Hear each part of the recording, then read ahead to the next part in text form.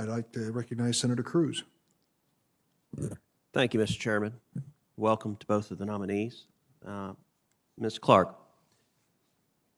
as I look to your record, I see the record of someone who has spent a career as a partisan advocate.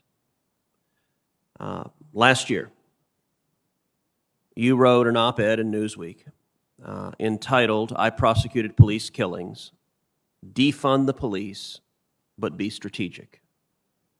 Do you still believe it is a good idea to defund the police? Thank you, Senator, for that question.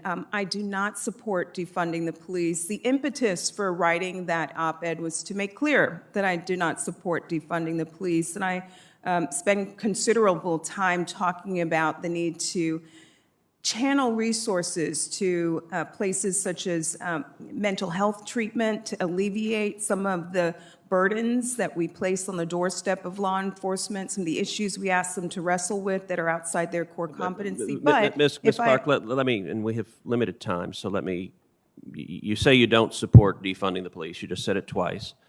The title of your article was Defund the Police, but let's not just look to the title.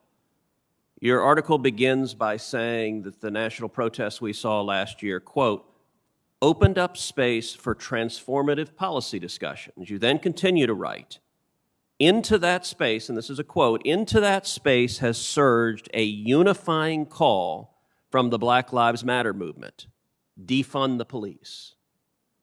Do you really believe defund the police is a unifying call?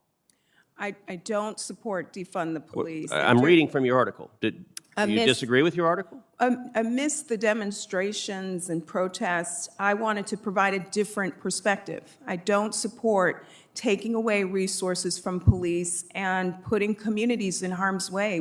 There's a rise in hate crimes and extremism. Ms. Clark, you know you're testifying under oath here. Please allow her to. You just said a moment ago. Senator Cruz, please allow her to complete her answers. Well, I'm not going to allow her to filibuster, so I'm going to ask a question. If she wants to answer the question that I asked, she can do so, but I'm not She going to. should be allowed. I hope you'll show respect to the witness and I allow her will to. show respect to every witness, but we also have limited time, as you're aware, and you've been on this committee long enough to know that witnesses, in avoiding questions, will try to filibuster on different topics. So I'm going to ask questions, and I'm going to expect answers to the questions I ask, and I understand the chairman wants to jump in and defend the witnesses, but that's your prerogative to try to do so. I will defend witnesses on either side and members on either side. We will be respectful in this committee. I hope that all members will. I hope and expect the same standard will be applied to senators on both sides.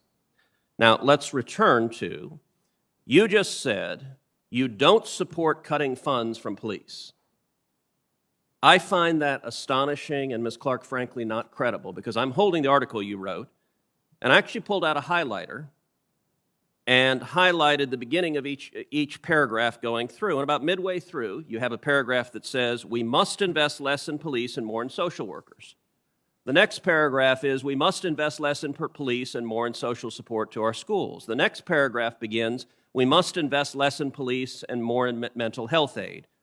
3 paragraphs in your article, you begin with the words, we must invest less in police, and you just told this committee under oath you don't support investing less in police. How do you square those? If I may, Senator, I support the fact that President Biden is committing $300 million new dollars for the COPS program, $300 million new dollars for resources to the police. I wrote that op-ed without having the power of the purse string behind me, and talked about how we can allocate a limited pool of resources in a more effective way. So you believe you were wrong last year when you called for defunding the police and investing less in the police? It's a poor title chosen by the editor. It's not just the title, it's your text. We must invest less in police. 3 paragraphs you begin with those words. You wrote those words. Do you agree with those words today?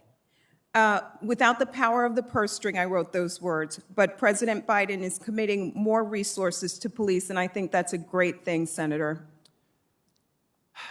All right, let's shift to another topic. Your advocacy and, frankly, extreme position on defunding the police is paired with a history of not only excusing, but celebrating murderers who have murdered police officers. It's been reported that during law school, you helped organize a conference with speakers who referred to convicted cop killers as political prisoners. This included Mumia Abu-Jamal, who murdered a Philadelphia police officer, and Asanta Shakur, who was convicted of murdering a New Jersey state trooper, escaped from prison, and is on the FBI's most wanted list. Did you organize the conference? And do you support celebrating those who murder police officers as heroes and political prisoners? That conference you're referring to was organized by the late Dr. Manning Marable, a noted historian who led the Institute for Research in African American Studies. I was a student providing support for the Institute, working on a range of projects. To the second question, Senator, no, I do not celebrate the loss of life. So if you say you didn't organize the conference, why did multiple speakers at the conference thank you by name for inviting them to speak at the conference? Because I was a hardworking student that made sure people were fed, mailed out invitations, provided the agenda. I was a student providing logistical support to a notable historian who was the one who organized that conference. So if there's a police officer in Philadelphia or New Jersey today watching this hearing, how are they supposed to react to your nomination to one of the senior positions of the Department of Justice, knowing that as a student you participated in a conference celebrating and lionizing cop killers who murdered a Philadelphia police officer and a New Jersey state trooper? How should a cop today watching this react to that news? I have never and would not ever celebrate the loss of life or the killing of a police officer, Senator. Not ever. Do you Thank believe they're Senator political Cruz. prisoners? Thank you, Senator Cruz.